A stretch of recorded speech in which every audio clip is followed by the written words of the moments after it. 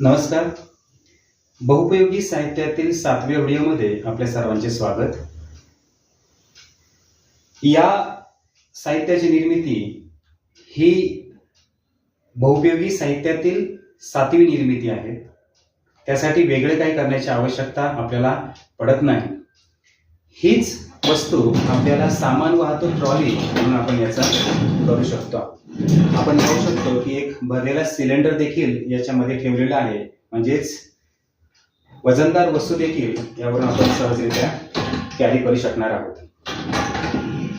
यामध्ये चाकांसाठी इथे आपण पाहू शकतो की एक रिंगा बसवलेल्या आहेत, म्हणजेच व्हील 360 डिग्री व्हील्स जे आहेत त्यांचा डायमीटर कमी आहे, एक 4 इंचापर्यंत आहे.